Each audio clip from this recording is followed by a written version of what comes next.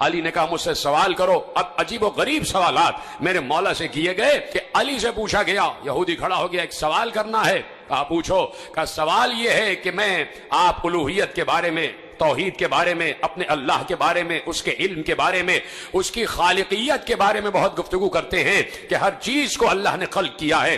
میں آپ سے ایک سوال یہ پوچھنا چاہتا ہوں، وہ کون سی چیز ہے جسے اللہ نے خلق نہیں کیا؟ دوسرا سوال اس نے کیا کہ وہ کیا چیز ہے جو اللہ نہیں جانتا؟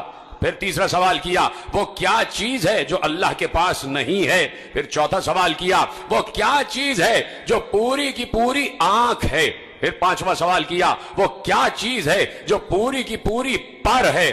وہ کیا چیز ہے جو پوری کی پوری چلتی رہتی ہے؟ وہ کیا چیز ہے جو پوری کی پوری منہ ہے؟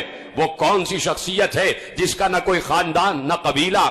وہ کیا چیز ہے کہ جو سانس تو لیتی ہے لیکن اس میں روح نہیں ہے؟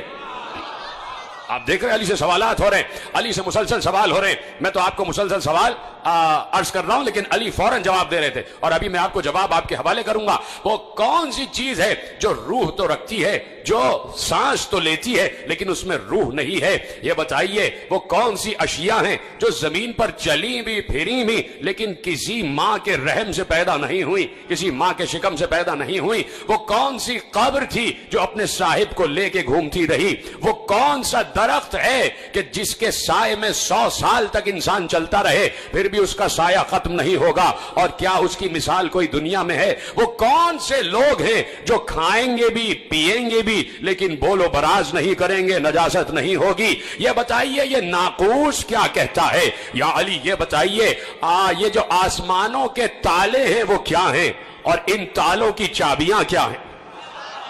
پہنچے آپ تک سوال؟ تیزی سے مجھے آگے بڑھنا ہے، پہنچ گئے آپ تک سوال؟ علی جواب دے رہے تھے، کہا تو نے پہلا سوال کیا کہ وہ کون سی چیز ہے جسے اللہ نے خلق نہیں کیا، تو سن وہ قرآن ہے۔ قرآن اللہ کا علم ہے، وہ اس کا ذاتی علم ہے، اسے اللہ نے خلق نہیں کیا۔ جب بات پہنچ رہی تو میرا ساتھ دینا، میرا ساتھ نہیں، علی کو داد دے۔ کہا وہ چیز جسے اللہ نے خلق نہیں کیا وہ قرآن ہے، اس لیے کہ قرآن اللہ کا علم ہے اور اللہ کا علم اس کی ذات سے متعلق ہے اور وہ اللہ نے خلق نہیں کیا۔ اور اے یہودی تو نے پوچھا کہ وہ کیا چیز ہے جسے اللہ نہیں جانتا؟ یہودی بھی تو مشرک ہے نا، اللہ کا بیٹا بنائے بیٹھے ہیں۔ علی نے کہا تو نے کہا وہ کیا چیز ہے کہ جسے اللہ نہیں جانتا، تو سن اللہ یہ نہیں جانتا کہ اس کے کوئی بیٹا بھی ہے۔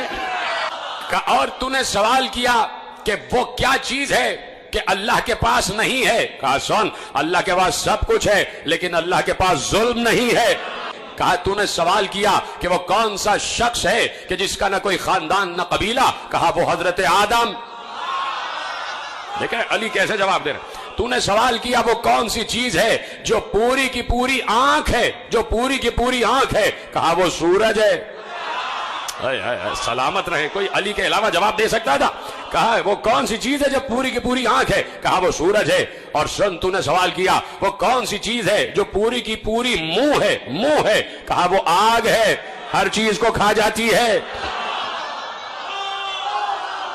ہر چیز کو کھا جاتی ہے۔ کہا تو نے سوال کیا وہ کون سی چیز ہے جو بس چلتی ہی رہتی ہے؟ کہا وہ پانی ہے، رکتا نہیں ہے۔ کہا تو نے کہا کہ وہ کون سی چیز ہے جو پر ہی پر ہے؟ کہا وہ ہوا ہے، اڑتی ہی رہتی ہے۔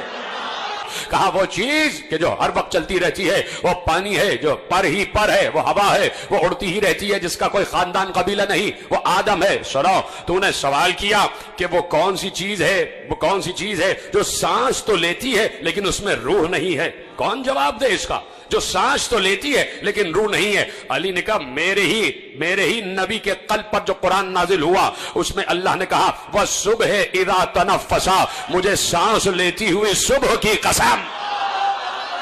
کہا تم نے سوال کیا کہ وہ کون سا درخت ہے جس کے سائے میں 100 سال تک چلتے رہو پھر بھی اس کا سایہ ختم نہیں ہوگا؟ کہا سنو وہ شجر طوبہ ہے جو جنت میں ہے، جو جنت میں ہے، اور جنت کے ہر قصر میں اس کا سایہ ہوگا۔